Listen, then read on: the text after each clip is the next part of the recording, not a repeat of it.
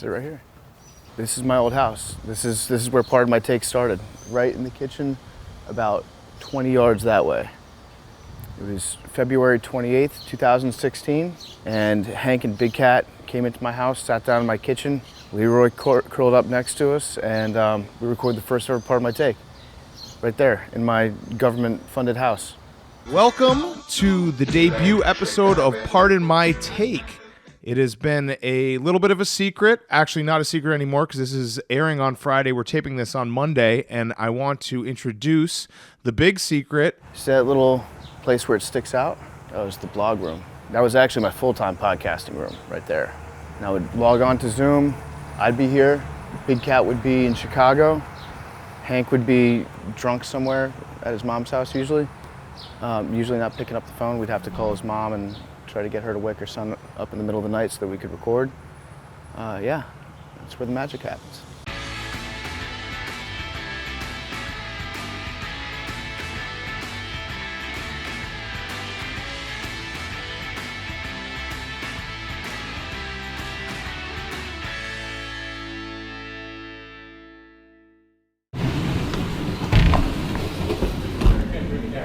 Hi, I'd like to speak to the mayor. You have to turn the camera on. Thank you. So we just met with the mayor. Pretty good meeting. Do I get to do the thing where I sit down to start? Sure. I love that. My name is Dan Katz, Big Cat, age 38, co-host of Pardon My Take. 2012, Dan Katz was working in real estate in Chicago, hated my job, pretty much just driving around the city of Chicago, listening to SVP and Rosillo, Waddle and Sylvie, taking extra long lunch breaks, and being like, I guess this is the rest of my life. I found Dave and Barstool because Dave did a guest blog on covers.com. I keep dropping $70 per pizza visit. We'll be out of business. Name's Dave Portnoy. I started Barstool Sports in 2004. Barstool started as a newspaper, so we didn't really have an internet presence. It was strictly newspaper. I didn't know what a blog was. I didn't know anything. So the internet played no factor. In fact, when I started Barstool, it was a little gambling newspaper, and the advice I was given by gambling companies was, we don't want to be online. Like, it was an era where if you went on a gambling website, there's fireworks and balloons and firecrackers, and you thought you're getting credit card information stolen. So they were like, we want a pamphlet. So the internet was not a factor. There's only one person to blame for all this madness here tonight. It's just what guys want to do. They just want to sit around all day, kind of drink a lot, get a little bit banged up and lose some money on basketball. So that's what the common guy likes doing. Barstool had a different group, an original group of people that worked for free. They were newspaper writers, and they were with me for years. And then I think they all kind of got to the point where it's like, okay, this isn't working, or I need to make money. I can't keep doing it. I had no money. That was also right when we sort of started transitioning, I guess, to the internet. All right, virtual tour of Barstool World headquarters starting now. This is Jenna's office. Hey, Jenna. She's doing whatever she does. This is our sales guy, Gaz. He hasn't sold anything yet.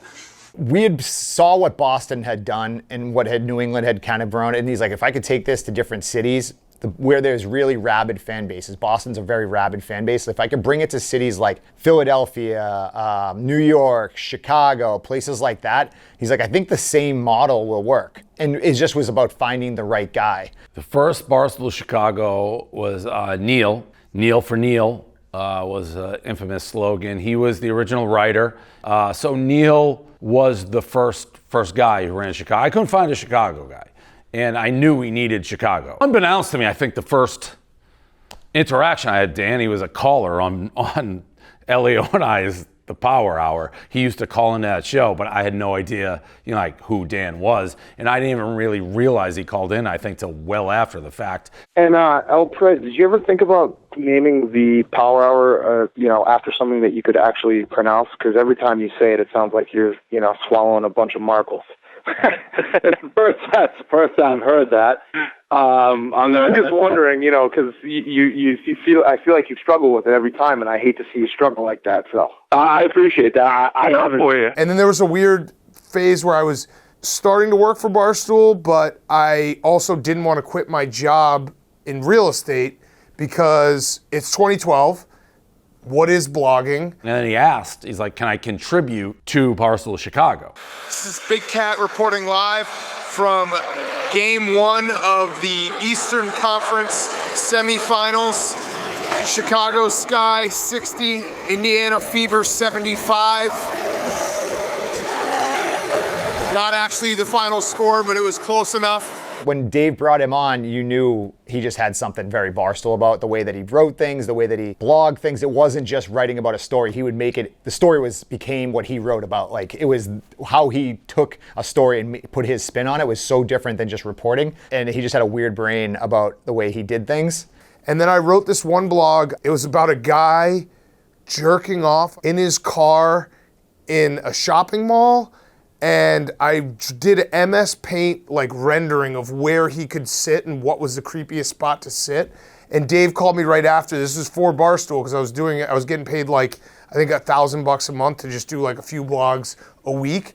And he was like, "You have to come full time. You have to come full time." And I don't know at what point or what turn, maybe we were just more developed, where he was like, okay, I can take the leap and do this. Dave just kept on putting the pressure on me, like, "Hey, you're talented, you should do this full time." And then 2013, I decided to make the jump, and best decision I ever made. Do your bidding. Oi. Alex Frenchie. I don't know if these people actually want to kill me, because I think they do. My name's Eric. I forget the rest of the question. My name is Eric Sollenberger. My internet alias is PFT Commenter, and my job occupation is co-host of Part of My Take, sports podcast on Barstool Sports. I grew up in Herndon, Virginia, which is in Fairfax County. I grew up there, went to high school there, then went to James Madison University in Harrisonburg, Virginia for college. Eric and Danny, do you want to play something for the people? Yeah. You're missing an E. And so forth. Didn't really learn anything that was going to be applicable to whatever future career I thought I might have in college, with the exception of a comedy writing course that kind of changed my perspective on things and changed what I wanted to do. And I started making short films and writing short stories when I was in college. We actually made one of those into a movie called Dang That's Methed Up. It was me and the Hard Factor guys. We sat down and we made a movie about a high school dropout that makes and distributes methamphetamines with the help of his high school chemistry teacher. I haven't had an erection for 10 years, and God damn, that's good. That was in 2007. That predates Breaking Bad. I don't know if Vince Gilligan saw my student film. I think that he did, and I think that he owes me hundreds of millions of dollars. The short film career post-college was about 2 years, and then I decided I had to get a real job because I didn't have any money. So I entered the real corporate world of software sales. But it was a 9-to-5 grind, and when I got home, I felt like I just wasted my day. I didn't want to talk about my day. And in 2012, RG3 came into the NFL. It reinvigorated me, and I saw how good he was at football and how he made me feel alive again as a fan. And I also saw a lot of people hating on RG3. And so I thought it'd be funny if I created an internet account called PFT Commenter that was a satirization of the comment section that you'd see on Pro Football Talk, with a bunch of just mongoloids trying to just tear down everybody and just spelling errors everywhere. They, for some reason, had a love for Roger Goodell and a hatred towards the players and the players union. I thought that was weird, so I was saying to myself, it'd be funny if I made an account that just replied to Pro Football Talk tweets, just praising Roger Goodell for everything that he did, talking about how great a guy he was, and also at the same time hating Robert Griffin and saying, actually, he's not very good at football. I saw people starting to hate you. And so I started that Twitter account in a way, so it was making fun of random internet commenters. Right. And I was like, I'm going to figure out how to hate Robert Griffin the most, making fun of those guys. He did. He definitely did. Yeah, but so it was a satirical take on some of the dumbest people online. Right. And I was going over the top. And I remember at one point you blocked me. I did. Yeah. I definitely blocked him. Yeah. I definitely blocked him. Because I think you unveiled like your new logo, and I was like, you know who else had a logo? Hitler. Like not an actual. I remember that. Yeah. It was pretty wild. Yeah. So we got off to a rocky start, and I was like, damn, my favorite football player in the world hates me. He didn't understand the nuanced satire of it, RG3. That was the issue. I really loved you. Robert. I kept going with that, and I would tweet all day, every day, basically, while I was on the job. And then some people in the business, shout out Mike Tunison from Kissing Susie Colbert, he asked me, like, hey, you should blog. You should try to turn this into something more long form. I decided to leave my job, and I didn't know what I was going to do to get paid. I remember the very next day, I was out for a run, and I got a text from Mike at Kissing Susie Colbert, and he said, hey, PFT, would you be interested in blogging for us? I can pay you $20 an article. And at that point, I was like, holy shit, I've made it. Like, that's it. Hell yeah, I'm getting paid to be a writer now. So I just started writing as much as I could at KSK and over at SB Nation. And I treated that like it was my full-time job, even though it was paying me below minimum wage. And the debates for the 2016 election were about to come up. And so I said, I want to be on the road. I want to go to the debates. I want to interview some of the candidates. And I want to be in that political scene too. So I started to do that, travel from town to town. And on a whim, I put on sunglasses because I didn't want people to know what I looked like. I thought the joke is funnier if nobody knows what I actually look like, because then it can be whatever their mind of an internet commenter would be. So after the political coverage, I shouted some questions at Trump. I asked Ben Carson if he would abort baby Hitler. Carson, as perhaps the most anti-Hitler, but also the most anti-abortion candidate, would you be in favor of aborting baby Hitler? Oh my gosh. I'm not in favor of aborting anybody. Not even Hitler, okay. Do you think that you were let Pro-Hitler. Ben Carson tonight said he would not abort baby Hitler. All right. Now, for people out there who are saying, what did Aaron just say? I said what I just said. He was asked if he would abort baby Hitler. He said no. So as I was kind of getting a bigger profile, I knew that I also needed health care. So I asked for a full-time job. They said, no, we can't hire you full-time. We can't give you a raise. And then Eric Stengel from the David Letterman show reached out to me and he said, hey, have you ever considered doing a podcast? And I told him, no, I don't know if I'd be good at it. And he said, well, tell you what, come up to New York and we'll record something for Sirius. And so I went up to New York. I recorded an episode of The Steam Room, finally, a sports podcast for men. And I was in the studio and I didn't know what I was going to do. I knew that Danny Woodhead was going to come on and be my first guest. I did like an hour solo, which is extremely difficult. I didn't have like a producer to play off of. I was terrified. I was like sweating through my shirt. I remember Howard Stern walked past me at some point. I was like, I'm such a phony right now. I'm a big phony. So I did The Steam Room for a little bit. I entered into negotiations with Sirius. They offered me $35 a show. I was expecting that they were going to make me an actual offer. So I told them to fuck off, and then I thought maybe podcasting just isn't, podcasts are dead anyways. Nobody listens to podcasts. I don't want to be involved in that business at all. How much do you bench? Cheerleaders are eating. 400? I once benched 450 with a head roll. First interaction with PFT was just Twitter. I started to get tagged in this guy Barstool Big Cat's tweets. He and I would have similar takes on things, and people would accuse us of stealing each other's takes. I remember Ragnar, the unofficial mascot of the Vikings. He would drive out onto the field on a motorcycle. You guys know Ragnar. I don't need to explain that to you. He asked for a $2 million contract to drive his motorcycle out onto the field at home games. And everybody was like, oh, look at this greedy piece of shit. I was like, no. You got to pay Ragnar. You got to take care of the little people in the organization. And Big Cat was like, yeah, pay Ragnar. And I remember seeing this guy had the same take, and I was like, I think I'm going to like this guy. So I started to follow him. He started to follow me because along the way we had been kind of introduced to each other. And I'm not going to lie, we built a mutual respect for each other, knowing, hey, this guy thinks the same way I do. He might be funny. So we just, like any bromance, we followed each other, started DMing with each other. Mostly dick pics that we'd send each other. When we were half hard, it was like semi-pics. And I essentially told him, I was like, hey, I'm in Chicago. If you're ever in town, let me know. We'll grab a beer. And I think it was spring of 2014, I want to say. He was in town for a wedding. And I was like, hey, if you got, 30 minutes free on a Friday afternoon, like I'll come down and we'll grab a beer. Like, tell me where you're staying. So I had a little time. Big Cat was like, yo, come meet me at this bar and we'll just hang out. I remember vividly that we both, like it was almost like the Step Brothers scene when it was like say your favorite dinosaur, 3, 2, 1, and they say it and like, did we just become best friends? We were like, say your hottest take, and it was, I've always thought Cal Ripken did steroids, like literally at the same time we said it. And it was just a take that would just shatter everybody's childhood because Cal Ripken Jr. was Captain America, Mr. Baseball. He could do no wrong. But wouldn't it be funny if he used steroids and that's why he got that streak? Not that we necessarily believed it, but it was like, what take do you have that you think about that you might not actually believe in, but would be funny if it was true? We just knew right away there was a natural chemistry. I liked him, he liked me, like, you know, keep in touch. We basically said to each other, if we ever have an opportunity to do something together, let's try to do it. Because he was working for SB Nation. They weren't paying him a full-time salary, which is insane because he's the most talented guy. And I was like, yeah, I'll let you know if anything changes at Barstool and like if we can ever do something together. Taste the hops.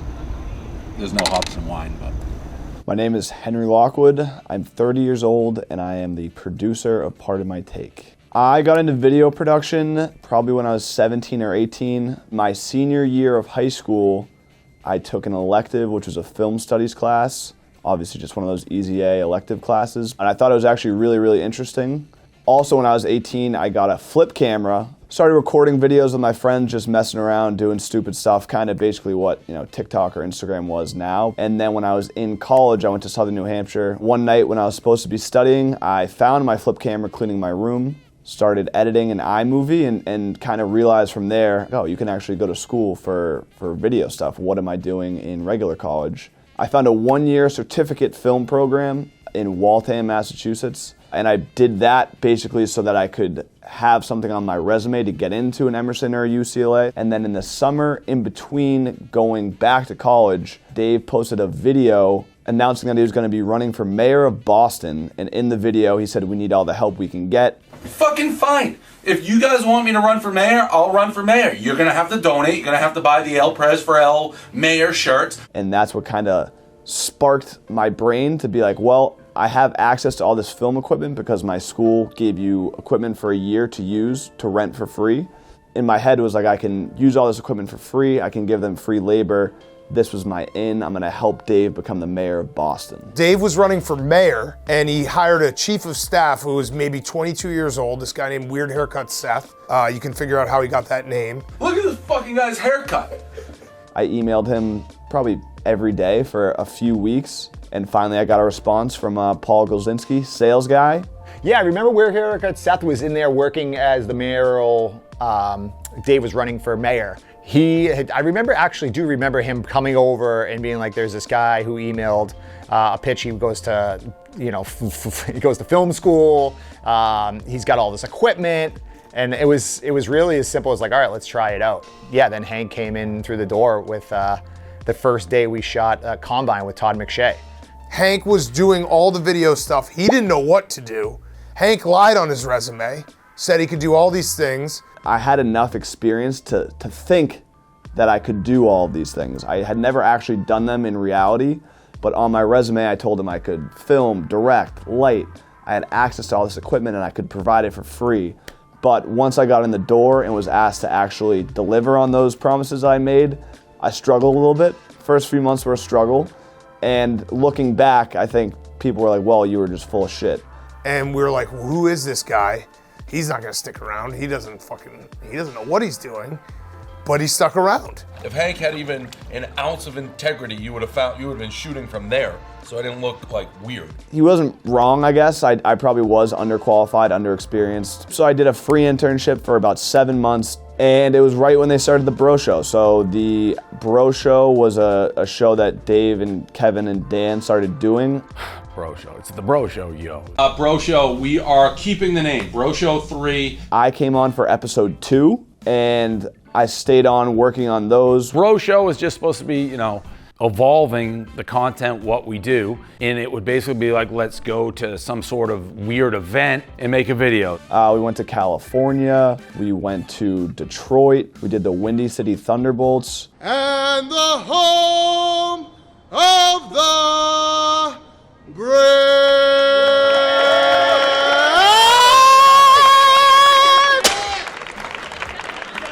people started to gravitate towards the weird things that Dave and I would go out and do together. It was just do weird events, also talk about topics. And I think that lasted like 4 or 5 weeks because myself, Kevin, and Dan were all in different cities. So to go film these took us out of commission for like 3 days. So it was a lot. And then when we started doing the rundown, that was like, man, this is something totally different where we're basically just doing a video version of the blog. It was loose. It was early internet. You could get away with a lot of things. And people really love me, Kevin, and Dave in our interactions and how we interact with each other, how we bust each other's balls. What do I fucking care? What do I fucking care if he's won in Miami? I don't give a shit if he's won in Miami. You guys are fucking marshmallows. No, we're not. I just understand how analogies work, and that one doesn't work. It works perfect. It does not. Next question. When KSC Radio started to hit its stride and the rundown came on, that was when I was like, this is something different, and I think that we have an ability to grow here that I didn't think we did just as a blog. Dan started to hit me up, Big Cat, and he wanted to do his own videos, and then we would go on the road together. Basically, we'd always go on the road, Dave, Hank, and I, and sometimes Gaz. And Hank and I bonded. We used to share hotel rooms together, and he kind of became, he wasn't my producer or director, but he was sort of my producer because we would do videos together. We had a relationship together. I trusted him. He was very involved in the editing process. He would ask me what I thought, and we would kind of work together creatively, which was a lot different than my relationship with Dave. He was like the hard dad, and Big Cat was like the very nice, gentle, loving mom, where he would kind of support me, encourage me, and he kind of would echo his praises to Dave, which helped, my job security, I think. Flash forward to 2015 when Chernon's trying to buy us the fall. The Mets and the Cubs played an NLCS championship. We drove from New York to Chicago and back for the games. Hank was with us. Woke up at 6 to do the drive, me, Big Cat, and Kevin. And they had issues with Dave that they had, told me about before. Obviously, there was some tension within the company. Barstool went through basically what I would call a band getting bigger tension, for lack of a better word. Both of them had, which to this day I'll say they're both wrong, an element that they could never be successful with me. Like I would stifle them. Like all cameras had to be me at all times. As long as I was the shining star, like I'd be happy, and if I wasn't, and that tension would kind of continue to grow, I would say. I totally disagree. I always said, it's like, well, why would I expand at all? Like I want everyone to be big. They had butted heads with Dave over a bunch of different stuff over the years, so I thought they were gonna be receptive to when I told them that I was gonna, planning on going back to school and leaving the company. And when I did tell them, Big Cat, basically right away was like, dude, just stick it out. These guys are about to buy us. I think we have a lot of opportunity. We're gonna start new shows, and I think this is gonna be really cool. And then the Chernin guys came along and invested, and I think that was a fresh start for everybody. Like it allowed Dan, it allowed Kevin to see paths, I guess. Like, okay, what's our plateau here with just Dave, no outside investors? Like, what are we doing? Versus Chernin comes in, puts money, and I think everybody's like, okay, there's a path for us to like really explode here. And it definitely kind of rejuvenated them. I then told Hank, I was like, I want to start this podcast and I want you to be the producer. So that conversation kind of changed everything, kind of changed my mindset of like, I don't have to go back to Boston and assume the same role. This might be an opportunity to take myself more seriously, take my work more seriously, and I took it. I have all my lieutenants and generals behind me. They've green-lighted the move, and here's what we're doing. Within the next 6 months to 8 months, all of Barstool Sports, with the exception maybe of Trent in Iowa, will be relocating to Manhattan. Kevin was the originator of the podcast. I didn't know what the fuck he was doing, and I never thought it would be like some huge monetary thing, but Kevin was doing it pre-Chernin. So they essentially said, we want to move everyone to New York, we want to open up an office, we want to have a reality show type vibe, and we want more podcasts. We want everyone to create a podcast. Dave created the Dave Portnoy Show. I was tasked with like, hey, come up with a sports podcast. The second the Chernin deal was done, which is another way to say we can go hire people, Dan wanted to hire PFT. I told Dave, I was like, I got this guy, PFT commenter, who I think is a genius and hilarious. I would love to do a show with him. Check him out. I think we should hire him. He said, hey, I think that we've got some investments coming in from the Chernin Group. And a big part of that is going to be growing out our podcast space. Would you want to do a podcast together? And I was like, I'm very interested in that. And then I made a decision in January of 2016 that I'm going to leave my current job. I'm going to go to Barstool Sports. I think what they're doing is extremely interesting, very funny, and there's a massive, massive opportunity for growth. I want to introduce the big secret.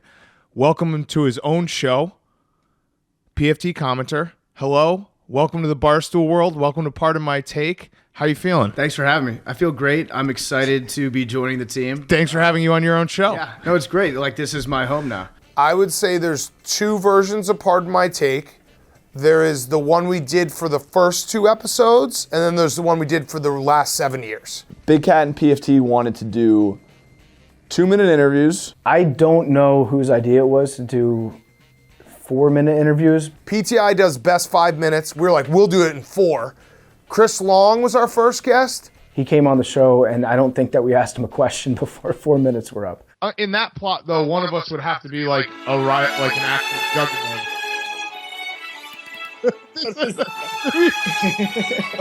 We playing him off. This is a bad interview. I'll be very, very upfront with everyone at Pardon My Take. This is our first interview ever. We told Hank to play the Oscars send him off music at 4 minutes. We hit 4 minutes before we even started asking actual questions.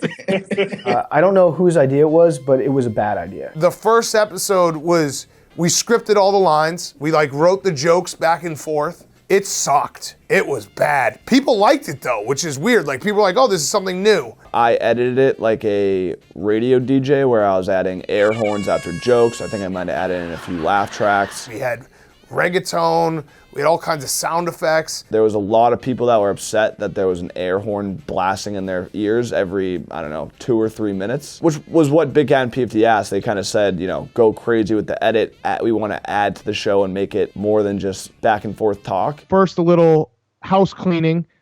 We are doing away with the sound effects. We heard everyone. Popular demand.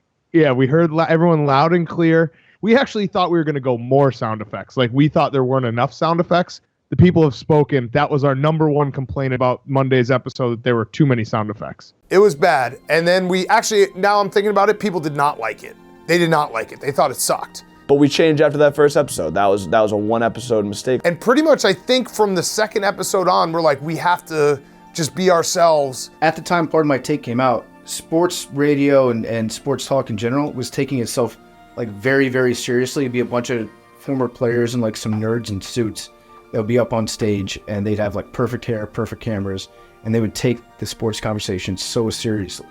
And I think maybe the lasting impact that PMT had on that was it kind of swung it away from being such a set up studio environment that you see on TV all the time, and more people giving funny opinions and not taking it seriously, which is awesome. So coming up with the show, that was Big Cat and PFT. They decided to call it Pardon My Take. They told our graphics guy to make a logo, and he took the pardon from Pardon the Interruption and the take from First Take and literally just slapped them together. I think it was day 3 or 4 after we put out the first episode. We got a fat cease and desist sent to the office in Milton. We are being sued by the worldwide leader, the mothership. They have come knocking on our doors. Are we nervous? We are being threatened by ESPN with a lawsuit. The big dogs are pushing us around. They're trying to push us around the corner, see what we're made of, see what our moxie is. Unfortunately for them, we have, in these situations, a boss who really loves these kind of fights. So when I got the email last night and I called Dave, he was laughing on the phone about it. I think they definitely picked the wrong people to fuck with on this one. We got nothing to lose. I was worried about it. I honestly thought it was a bad thing. Immediately, I was like, I'm going to write them a cease and desist letter, telling them to cease and desist, sending us cease and desist letters. It was the dumbest mistake they could have made. It's good if people in power don't like you. So we started the podcast by just naming out every show that was not associated with ours, which was every show ESPN ever did in history. Pardon My Take is a Barstool Sports production, owned and operated by Turner Media Group. There is no affiliation with ESPN, and Pardon My Take should not be confused with any of the following ESPN programs: Baseball Tonight, The Beat, College Football Final, College Football Live, College Football Scoreboard, College Game Day, College Game Night, Sunday Night Football, Thursday Night Baseball, Tuesday Night Fights. Pardon My Take should not be confused with Body Shaming. And that was something our fans loved. It was us going at the establishment, not taking their shit, and showing that we were going to take whatever got thrown our way and turn it into a joke and turn it into a funny thing. And that was something that was actually really good long term, because it just kind of established us for what the brand was. We weren't taking ourselves seriously, and we didn't really care if ESPN had a problem with what we were doing. We're trying to basically always at the heart of the show have fun and mock everything. Nothing is sacred. Everything should be made fun of. All right, before we get to segments, some breaking news. PFT's in the Pulse game. I got him in the Pulse game in the break there. I'm working out right now. We're both working out. We are both working out as we podcast. You know what? I'm going to try to blog while wearing this one day. Dude. And just let the keystrokes fall where they may. Our first episode was February 29th, 2016. So we started it on the back half of the football season, because basically 6 months without football.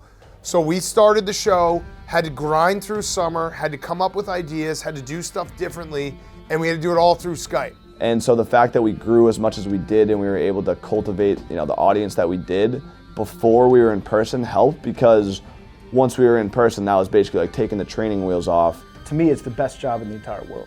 I thought it would just be a successful podcast that I would have fun doing. And it just kept going. It just kept going up and up and up and up and up. And I was just along for the ride. I think that was probably a good decision, actually. You've been on the Grit Tour for 5 days. It feels like 5 million, and we still have the 2 huge party days coming up. So, wheels down, let's do it. Wheels up there. No, wheels down. No, it's wheels up. Yeah, but we're not flying. We're on the still wheels up. Yeah, but the bus is on. Have you ever been on a business trip before? It's always wheels up. But if the bus's wheels are up, wouldn't you say we're in trouble? Yeah, but it's the whole principle of when you're flying. I know what I said. What you said was wrong. There's wheels up. There's wheels up. Wheels down.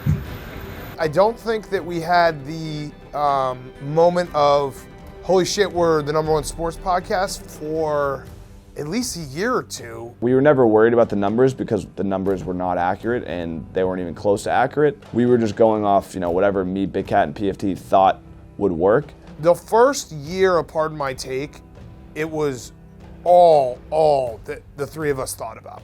It was live, breathe, everything. We threw everything into it. We ran the Twitter account, we did the social clips, all of it was just very singularly focused on this show.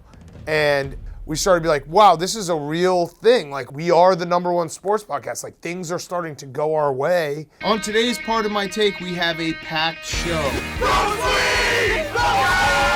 are live! This is Pardon My Take. All right, this is the ketosis piss test. I hit a little too hard. Oh, sweet, bro, sweet. Oh, hey there, America. Oh, you didn't see her there. We're sorry. Hey, guys. Hey, guys. Welcome to Larry's Picks. This feels like a good choice for my career. Holy fucking shit. That's disgusting. Oh, piss dogs. Hey, you gonna piss your piss too? No. All right, I'm going to sit down so I can test it. I'm going to sit. Journalist notes. That on me. We said we were going to go buy a conversion van. You're gonna buy a van today. God dang it, we went and did it. Hey, we're van people now. Yes! Boom! We're calling it Vanny Woodhead. Vanny Woodhead. Because it's got a motor that won't quit, we hope. Yep. It might break down. It probably will occasionally. quit. That's it. Did we miss anything?